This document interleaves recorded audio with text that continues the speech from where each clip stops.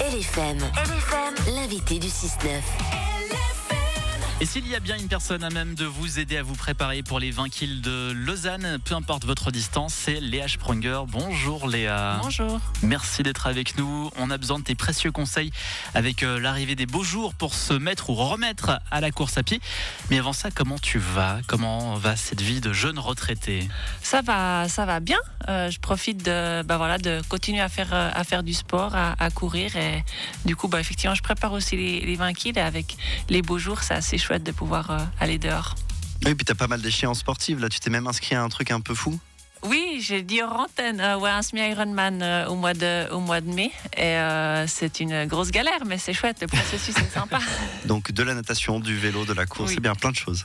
Tout ça. Tout ça. Bon, nous, on va quand même se limiter à une seule discipline, la course à pied. Avec les 27 et 28 avril, eh bien, on va se remettre en selle pour les 20 km de Lausanne. Est-ce que c'est trop tard pour s'entraîner ? Là, on est le 11 mars, ou c'est bon ? On est encore dans les temps ? Non, on est encore dans les temps, mais je pense qu'effectivement, il faut s'y mettre gentiment. On a un partenariat avec les 20 km de Lausanne où on prépare des plans d'entraînement pour les coureurs qui veulent s'y mettre. Le plan a commencé la semaine passée, mais on peut aussi commencer cette semaine. Mais pour éviter d'arriver trop cassé et trop apeuré sur la ligne de départ, c'est bien de s'y mettre gentiment. Parfois, ça fait un peu peur quand on entend un plan d'entraînement. On s'imagine qu'on va devoir s'entraîner 5 fois par semaine. Combien de fois par semaine on se met à courir là ? Non, alors notre plan d'entraînement, il est avec 3 fois par semaine, avec toujours une séance bonus qui est vraiment bonus pour les 10 km. Si on se lance sur les 20 km, c'est quand même bien de faire la 3e séance dans la semaine, mais avec 3 séances par semaine, on arrive à bien se préparer. Après, c'est pas des plans d'entraînement pour courir un record ou gagner la course, mais c'est plus des plans pour se mettre en confiance, pour bien se préparer et être serein au moment du départ. Alors imaginons, j'ai les 10 km en tête, première sortie, je cours 10 kills ou un peu moins quand même. Non, alors clairement moins, il faut pas y aller directement avec 10 km, il faut y aller crescendo et surtout la clé c'est d'alterner des sorties sur un rythme lent et des séances en intervalle qui est ce qu'on propose justement dans nos plans d'entraînement où c'est ça qui est important et qui est difficile parfois à faire, c'est ces séances en intervalle, on doit faire du vite, du lent, on sait pas trop comment s'y prendre et qu'est-ce qu'on doit faire et nous on donne un petit peu les clés pour y arriver et c'est vraiment une bonne aide pour pouvoir progresser dans son endurance de base.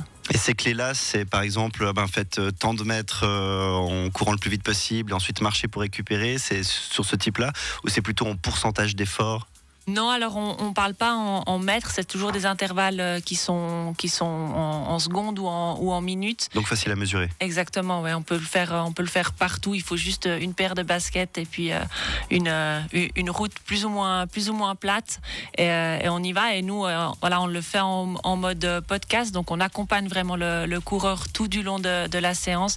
Et pendant qu'il court, en fait, pendant l'échauffement, on explique un petit peu les intentions, à quoi on doit penser. Et pendant l'intervalle, on explique aussi ce qu'il faut faire. Et la pause, on est des adeptes de la pause arrêtée, donc marcher. Ça va convenir à pas mal de monde. Exact. On va retrouver d'ailleurs les informations sur 20km.ch et quand tu dis on, c'est avec une autre Sprunger, c'est ça ? Exactement, ouais, c'est un projet qu'on a avec ma grande sœur Hélène qui est aussi athlète olympique. On a fait notre carrière ensemble et puis depuis qu'on a les deux pris notre retraite, elle a dû être un peu patiente vu que j'ai couru un peu plus longtemps. On a lancé un projet qui s'appelle Smooth et puis le but pour nous c'est de réussir à faire bouger la population de manière simple et efficace et puis notre caractéristique ça reste quand même la course à pied, donc il y a quand même un joli volet sur la course à pied et les intervalles training.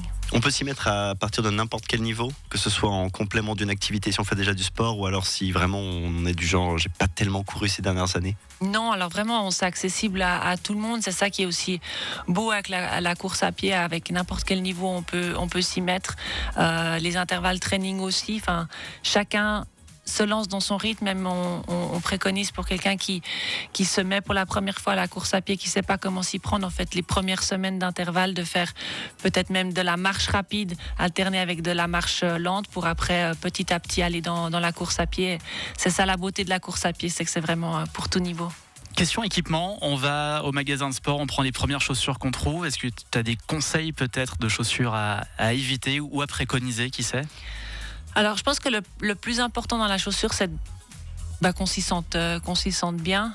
Si on se lance dans le challenge de faire justement cette course, c'est bien d'investir un petit peu d'argent dans la chaussure, parce qu'une mauvaise chaussure peut faire des dégâts aux pieds, aux genoux, aux articulations, etc. Après, donner une chaussure parfaite, c'est difficile parce que chaque personne est différente, a une façon de courir différente. Mais dans les magasins, il y a des spécialistes où on peut faire des tests de course aussi pour voir un petit peu comment est-ce qu'on pose le pied. Mais c'est vraiment la clé, c'est de se sentir bien dans la chaussure. Certaines personnes ont parfois peur de s'y mettre à cause des blessures. Comment on fait pour prévenir ou anticiper ce qui pourrait se produire?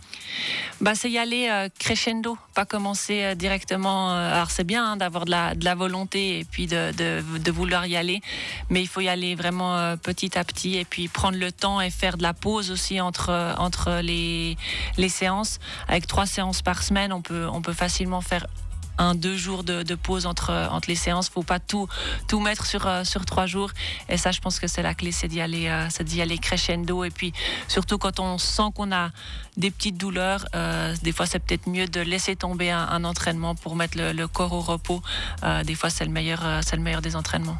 Tu évoquais le rythme, la cadence, la vitesse. Est-ce que tout ce qui est accessoires, montres, applications, ça peut être aussi utile dans ce but-là? Alors nous, on essaye avec ma sœur de détacher le coureur de ses montres connectées pour aussi ressentir en fait ce qui se passe, ressentir son rythme, sa cadence. Vraiment, c'est important. Mais c'est vrai que les montres connectées, moi je les utilise aussi parce que c'est des beaux indicatifs déjà pour savoir dans quelle zone est-ce qu'on est en train de courir. On l'explique dans notre plan d'entraînement, ça dépend du type d'entraînement. Il y a toujours ces couleurs dans les montres.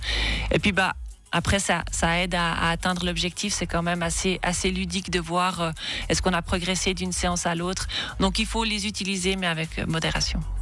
Et quand tu fais des courses d'une telle distance, 10 km, qui te changent de ce en quoi tu t'étais spécialisé à la base, tu écoutes de la musique?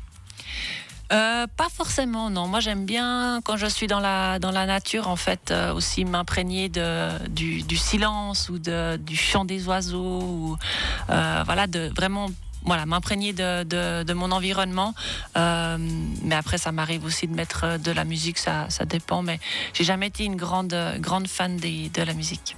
Merci beaucoup Léa Sprunger pour tes précieux conseils. On va rappeler ce plan d'entraînement en vue des 20 km de Lausanne, peu importe votre distance.